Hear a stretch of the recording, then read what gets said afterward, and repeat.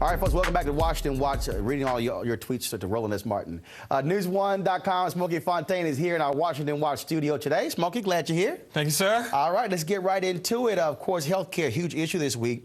And folks have been losing their minds. Of course, we saw members of Congress spit on, call the N-word, F-word, you name all that sort of stuff. Now you have folks on Twitter threatening the president's life. I don't know what's going on Twitter. We know we use Twitter to express your First Amendment rights, but it is a crime, whether online or off, to threaten the President of the United States. We found a brother from Washington State who sent a tweet to @Barack Obama saying, "You should be assassinated." Then he said, "If I lived in D.C., I'd come and do it myself." Wow.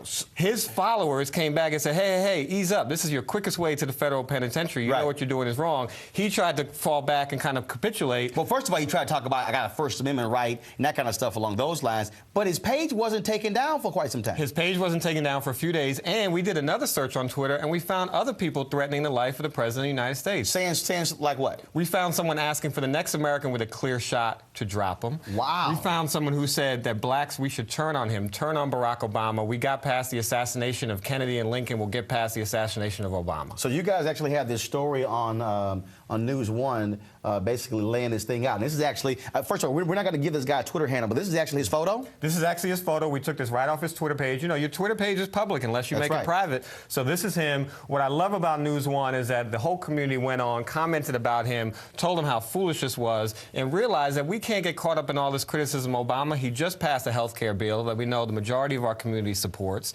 and these are the things that we're focused on. So any idea what has happened to him? Are the feds investigating? We don't know. It is a federal offense. Twitter's terms of service say you cannot use the service to threaten anyone, to suggest any illegal act, and again, you cannot threaten the president's life. On the flip side, you also have had people who have been using Twitter to fight back against these racial taunts and really demanding that Republican leaders and others step up. I've seen people going to their Twitter accounts demanding they do something. It's a battle. Create a group for your own views and your own viewpoint, right? We can do whatever view that you support or whatever view that you oppose. You can mobilize yourself online. We've seen it time and time again. But don't let the right wing or don't let racism or all these kind of unfortunate things feel like they're taking the lead in social media. Go on Facebook, create a group that supports Obama. Okay, all right. Now, what's your guys' Twitter handle?